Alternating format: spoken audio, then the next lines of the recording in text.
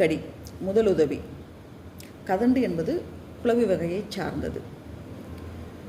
அடர்ந்த காடுகள், மரங்கள் அதிகமாக இருக்கக்கூடிய ஒரு இடங்கள், காடுகள் என்று கூட இல்லை, மரங்கள் அதிகமாக இருக்கக்கூடிய இடங்கள், அல்லது பழைய மரங்களை நாம் வெட்டி ஒரு ஓரமாக போட்டு வச்சுருப்போம். அந்த மரங்களில் ஈரப்பதம் இருந்தால், மழை காலத்தில் அது ஈரப்பதம் இருக்கும். அந்த மாதிரியான நேரங்களில் அந்த காய்ந்து ஈரப்பதத்தோடு இருக்கக்கூடிய அந்த மரங்கள் அதுலேயுமே கதண்டுகள் கூடு கட்டி வாழும். ஒரு கூட்டுக்குள்ளே பல கதண்டுகள் வாழும். ஒரு கூட்டுக்குள்ளே ஒரே ஒரு கதண்டு மட்டும் இருக்காது. அது கூடி வாழக்கூடிய தன்மை உடையது. மனிதர்களை தவிர எல்லா மிருகங்களுமே கூடி வாழும் தன்மை உடைய மிருகங்கள் தான். ஆக கதண்டும் அப்படித்தான். ஒரு கூட்டுக்குள்ளேயே நிறைய கதண்டுகள் இருக்கும். அப்போ கதண்டு ஒரு குளவி தான். அப்போ ஒரு குளவி கொட்டுச்சுன்னா உயிரிழப்பு உடனே ஏற்படாது. கதண்டு கடித்தால் உயிரிழப்பு கூட ஏற்படும் சூழல் இருக்கே. காரணம் என்ன அப்படின்னா, வீட்டில் இருக்கக்கூடிய குளவி நம்மை தாக்கும் பொழுது அதனுடைய கொடுக்கு நம்மளுடைய தோல்லையே ஒட்டிக்கும். ஆக அந்த கொடுக்கு தான் நச்சு பொருளை உள்ளே பாய்ச்சிட்டு இருக்கக்கூடியது. அந்த கொடுக்கை எடுத்துட்டு நாம் அந்த இடத்த சுத்தமாக கழுவிட்டு அங்கே முதலுதவி சிகிச்சையை நாம் செஞ்சோம்னா உயிரிழப்பு வரை கொண்டு போய் விடாது, வீட்டில் இருக்கக்கூடிய குளவி கொட்டும்போது. அதே கதண்டு என்பது அதனுடைய கொடுக்கு இலகிய அந்த மென்மையான தன்மை உடையது அல்ல. அதனுடைய கொடுக்கானது கம்பி போல ஒரு கடினமான தன்மையை உடையது. ஆக ஒரு முறை தாக்கும் பொழுது அந்த கொடுக்கு நம்மளுடைய தோலோடு வராமல் கதண்டுடைய தோலோடையே தான் இருக்கும், அதனுடைய உடலோடு தான் இருக்கும். அதே போல் ஒரு கதண்டு ஒரு முறை மட்டும் தாக்காது, பல முறை தாக்கும். ஒவ்வொரு முறை தாக்கும் பொழுதும் நச்சு பொருளை நம் உடலுக்குள் அது செலுத்துகிறது. பல முறை தாக்கும், பல கதண்டுகள் இணைந்து தாக்கும். இந்த மாதிரியான சூழல்களில் கதண்டனுடைய கொடுக்கில் இருக்கக்கூடிய மாஸ்டோபெரான்கிற வேதி நச்சுப்பொருளும் பாஸ்போலைப்பேஸ் A1ங்கிற வேதி நச்சுப்பொருளும் நம் உடலுக்குள் திணிக்கப்படுது. இந்த இரண்டு வேதி நச்சுப்பொருள்களும் தான் உயிரிழப்புகள் நமக்கு ஏற்படுத்துவதற்கு மிக முக்கியமான வேதி நச்சுப்பொருளாக இருக்குது. இந்த இரண்டு நச்சுப்பொருள்களும் உடலுக்குள் வருவதால் நம் உடலின் ஒவ்வொரு அணுக்களும் பாதிக்கப்படுது. ஒவ்வொரு அணுவினுடைய அந்த வெளி தோற்றமும் சிதைவுற்று அந்த இடங்கள் எல்லாம் நீரால் நிரப்பப்படுது. நீர் சுரப்பு அதிகமாகுது. ஹிஸ்டமின் ரிலீஸை அதிகப்படுத்துது.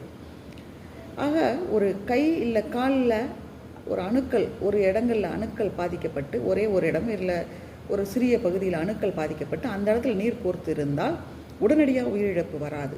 ஆனால் அதே இது நம்மளுடைய சுவாச குழாயில் நீர் கோர்க்கும் பொழுது, நுரையீரலில் நீர் கோர்க்கும் பொழுது காற்று உள்ளே போயிட்டு வர முடியாது. ஆக மூச்சு விடுவதில் சிரமம் ஏற்படக்கூடும். இந்த நேரங்களில் மூச்சு விட சிரமம் ஏற்பட்டு உயிரிழப்புகள் ஏற்படும். சில நேரங்களில் சிறுநீரக பாதிப்புகளும் ஏற்படும். இதெல்லாம் உடனடியாக சில மணி நேரங்களுக்குள்ளாகவே ஏற்பட்டுவிடும் கதண்டு கடியால். அதனால்தான் உயிரிழப்புகள் ஏற்படுகின்றன. உயிரிழப்புகளிலிருந்து நாம் தப்பித்து கொள்ள வேண்டுமென்றால், இதை தவிர்க்க வேண்டுமென்றால், உயிரிழப்பை தவிர்க்க வேண்டுமென்றால் நாம் இது போன்ற பகுதிகளுக்கு, காடுகள் அடர்ந்த மரங்கள் இருக்கக்கூடிய பகுதிகளுக்கு செல்லும் பொழுது அல்லது அந்த இடங்களில் நாம் பணி செய்யும் சூழலில் இருக்கும் பொழுது சில மருந்துகளை முன்னெச்சரிக்கையாக நாம் கைவசம் வைத்திருக்க வேண்டும். இந்த மாஸ்டோபெரான், பாஸ்போலைப்பேஸ் A1 இந்த இரண்டு வேதி நச்சுப்பொருளும் உடலுக்குள் ஹிஸ்டமின் ரிலீஸை அதிகப்படுத்துது. அதனால் ஒவ்வாமையினுடைய தீவிரம் அதிகமாகுது நம் உடலில். அப்போ ஹிஸ்டமினை எதிர்க்கக்கூடிய ஆன்டி ஹிஸ்டமின் டேப்லெட்ஸு நாம் எடுத்துக்கலாம். டேப்லெட்ஸ் நம்ம எடுத்துக்கும்போது, மாத்திரை வடிவத்தில் எடுத்துக்கும்போது முதலுதவிங்கிறதுல உடனடி தீர்வு நமக்கு கிடைக்காது. தீர்வு கிடைக்கிறதுக்கு சற்றே தாமதமானாலும் ஒரு ஊசி எடுத்துகிட்டு போனால் அது எளிதாக இருக்கும். ஆனால் அந்த ஊசியை எல்லாராலையும் போட முடியாது. அதனால் குறைந்தபட்சம் இந்த மாத்திரைகளையாவது எடுத்துக்கொண்டு போக வேண்டும். ஆன்டி ஹிஸ்டமின் டேப்லெட்ஸ் நம்ம கைவசம் இருக்கும்படி பார்த்துக்கணும். ஹைட்ரோகார்டிசோன் க்ரீம் நம்ம கைவசம் இருக்கும்படி பார்த்து கொள்ள வேண்டும். இதையெல்லாம் எடுத்துக்கிட்டு தான் இந்த மாதிரியான இடங்களுக்கு நாம் ஒரு காட்டுக்கு சுற்றுலா போகிறோம் அப்படின்னால் நாம் இதெல்லாம் நம்ம கைவசம் எடுத்துக்கொண்டு போக வேண்டும். இப்போ காய்ந்த மரங்கள் இருக்குது, அந்த இடம் மழை பெஞ்சு ஈரப்பதத்தோடு இருக்குது, அந்த இடங்களில் வேலை பார்க்க வேண்டிய ஒரு தொழிலாளியாக இருந்தால், இல்லை காட்டுக்குள்ளேயே வேலை பார்க்கக்கூடிய சூழலில் இருக்கவர்களாக இருந்தால், இந்த முதலுதவி பொருள்கள் எல்லாம் கட்டாயம் அவர்கள் இருக்கக்கூடிய அந்த பணி செய்யக்கூடிய இடத்தின் அருகிலேயே வைத்திருக்க வேண்டும்.